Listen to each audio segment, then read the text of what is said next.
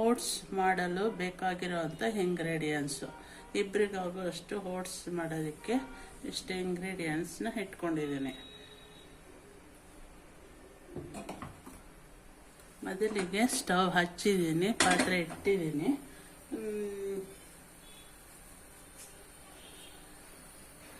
ಆರೋಗ್ಯ ವೃದ್ಧಿಗಾಗಿ ಎಳ್ಳೆಣ್ಣೆ ಅಥವಾ ಕಡಲೆಕಾಯಿ ಎಣ್ಣೆ ಅಥವಾ ಆಲಿವ್ ಆಯಿಲ್ ಹಾಕಿ ಈ ಓಟ್ಸ್ ಮಾಡ್ಕೊಳ್ಳಿ. ನಾನು ಒಂದು ಒಗ್ಗರಣೆಗಾಗೋಷ್ಟು ಎಣ್ಣೆ ಹಾಕಿದ್ದೀನಿ. ಈಗ ಎಣ್ಣೆ ಕಾಯ್ತಾ ಇದೆ. ಕಾದಿರೋ ಎಣ್ಣೆಗೆ ಸ್ವಲ್ಪ ಸಾಸಿವೆ ಹಾಕ್ತೀನಿ.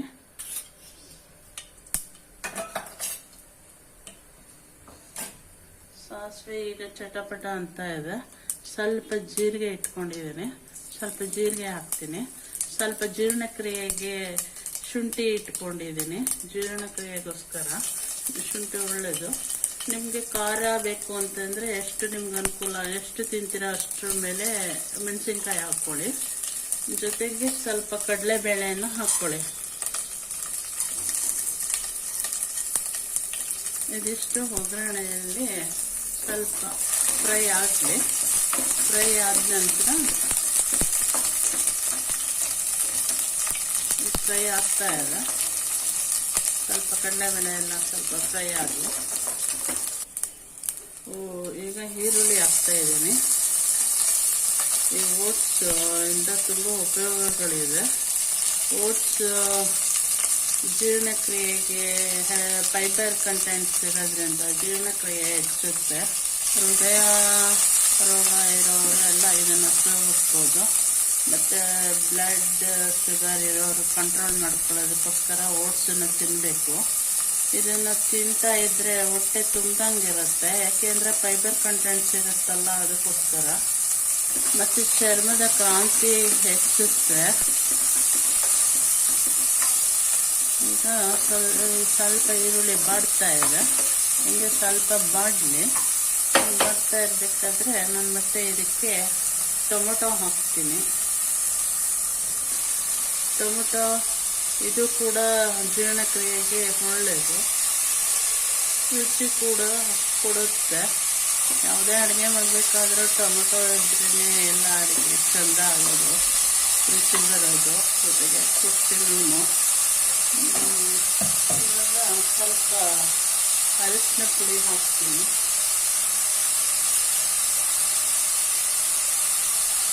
ಅರಿಶಿನ ಹಾಕ್ತಾ ಇದ್ದೀನಿ.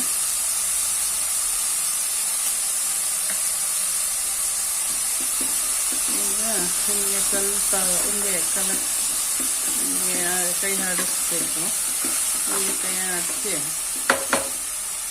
ಸ್ವಲ್ಪ ಅದು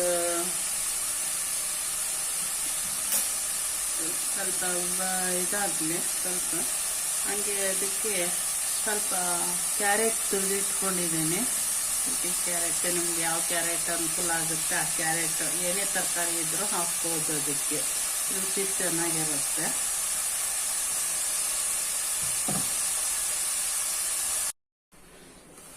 ಈಗ ಸ್ವಲ್ಪ ಲಿಡ್ ಮುಚ್ಚಿ ಇಟ್ಟಿದೆ. ಈಗ ಸ್ವಲ್ಪ ಬಾಡಿದೆ. ಈಗ ಇದಕ್ಕೆ ಸ್ವಲ್ಪ ಉಪ್ಪು ಹಾಕ್ತೀನಿ. ಇವಾಗ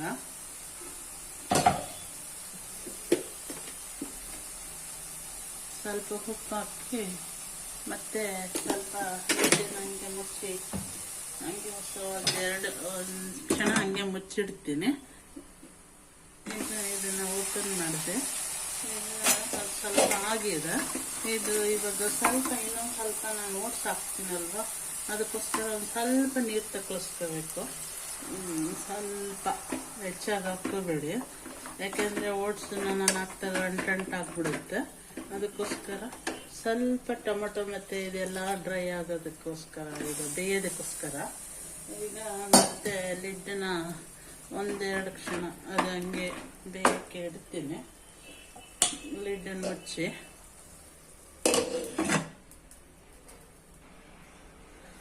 ಈಗ ನಾನು ನೋಡಿ ಅದು ಬೇಯ್ತಾ ಇದೆ. ಇವಾಗ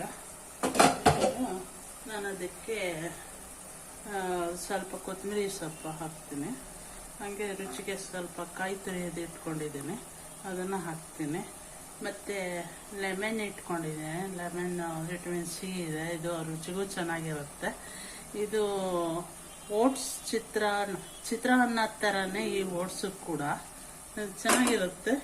ಆದರೆ ಚಿತ್ರಾನ್ನ ಅದರಲ್ಲಿ ಯಾವ ಕಂಟೆಂಟು ಇರಲ್ಲ. ಅದು ಇದಾದರೆ ಓಟ್ಸು ನಾರಿನಂಶ ಎಲ್ಲ ಚೆನ್ನಾಗಿರೋದ್ರಿಂದ, ಇದಕ್ಕೆ ಗ್ಲೂಕೋನ್ ಅಂಶ ಇರೋದ್ರಿಂದ ಹೃದಯ ರೋಗಿಗಳಿಗೆಲ್ಲ ಅನುಕೂಲ. ಈ ಥರ ಓಟ್ಸ್ನ ಹಾಕ್ಕೊಂಡು, ಓಟ್ಸ್ ಅಲ್ಲಿ ಬೀಟಾ ಗ್ಲೂಕನ್ ಅಂತ ಅನ್ನೋ ಅಂಶ ಇರುತ್ತೆ. ಅದನ್ನ ಏನ್ ಮಾಡುತ್ತೆ ಅಂದ್ರೆ ಕರಳಲ್ಲಿ ಹೋಗಿ ಒಂದು ಜೆಲ್ ಅಂತ ಸಬ್ಸ್ಟೆನ್ಸ್ ನಿಂದ ಆ ನಾರಿನ ಅಂಶ ಅದನ್ನ ಕೋಟ್ ಮಾಡುತ್ತೆ.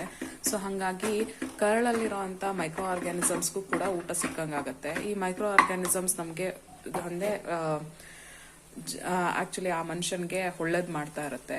ಅಲ್ಲಿ ಒಳ್ಳೇದು ಮತ್ತೆ ಕೆಟ್ಟ ಮೈಕ್ರೋ ಆರ್ಗ್ಯಾನಿಸಮ್ಸ್ 2 ತರ ಇರುತ್ತೆ. ಸೊ ಒಳ್ಳೆ ಮೈಕ್ರೋ ಆರ್ಗ್ಯಾನಿಸಮ್ಸ್ ಬೆಳೆಯೋದಕ್ಕೆ ನಮ್ ಗಟ್ ಹೆಲ್ತ್ ಅಂತ ಅಂದ್ರೆ ಕರಳನ ಆರೋಗ್ಯ ಚೆನ್ನಾಗಾಗೋದಕ್ಕೋಸ್ಕರ ನಾವು ನಾರಿನಂಶ ಇರುವಂತದನ್ನ ತಿನ್ಬೇಕಾಗತ್ತೆ. ಈ ಬೀಟಾ ಗ್ಲೂಕನ್ ಇರೋದ್ರಿಂದ ಯಾವ್ಯಾವ ಅಂಶದಲ್ಲಿ ಯಾವ್ಯಾವ ಪದಾರ್ಥಗಳಲ್ಲಿ ಬೀಟಾ ಗ್ಲೂಕನ್ ಇರುತ್ತೋ ಅದನ್ನ ಸೇವನೆ ಮಾಡೋದ್ರಿಂದ ತೂಕ ನಿಯಂತ್ರಣ ಆಗತ್ತೆ, ಜೀರ್ಣಕ್ರಿಯೆ ಚೆನ್ನಾಗಾಗತ್ತೆ, ರೋಗ ನಿರೋಧಕ ಶಕ್ತಿ ಕೂಡ ಜಾಸ್ತಿ ಆಗತ್ತೆ, ರಕ್ತದಲ್ಲಿ ಸಕ್ಕರೆ ನಿಯಂತ್ರಣ ಕಮ್ಮಿ ಆಗತ್ತೆ, ಹೃದಯ ರೋಗಿಗಳಿಗೆ ಕೆಟ್ಟ ಕೊಲೆಸ್ಟ್ರಾಲ್ನ ಕಡಿಮೆ ಮಾಡೋದಕ್ಕೆ ಹೆಲ್ಪ್ ಆಗುತ್ತೆ. ಹಂಗಾಗಿ ಇದನ್ನ ಹೆಚ್ಚುವರಿ ಯೂಸ್ ಮಾಡೋದು ತುಂಬಾ ಒಳ್ಳೇದು. ಈಗ ನಾನು ಸ್ಟವ್ ಆಫ್ ಮಾಡಿದೆ. ಈಗ ಇದು ಈ ಥರ ಹಳ್ಳಿದೆ. 2 ನಿಮಿಷ ಹಳ್ಳೋದಕ್ಕೆ ಹಂಗೆ ಬಿಟ್ಟರೆ ಈ ಥರ ಓಟ್ಸ್ ರೆಡಿ ಇರುತ್ತೆ. ಈಗ ತಿನ್ನೋದಕ್ಕೆ ಸರ್ವ್ ಮಾಡ್ತಾ ಇದ್ದೀವಿ. ಈ ಥರ ಈರುಳ್ಳಿ, ಟೊಮೊಟೊ, ಕ್ಯಾರೆಟ್, ಸೌತೆಕಾಯಿ ಈ ಥರ ಹಾಕ್ಕೊಂಡು, ಇದು ಒಬ್ಬರು ಉಪಹಾರ ಅಥವಾ ಸ್ನ್ಯಾಕ್ಸ್ ಸಂಜೆ ಟೈಮು ಈ ಥರ ರೆಡಿ, ಆರೋಗ್ಯಕರವಾದಂಥ ಉಪಹಾರ.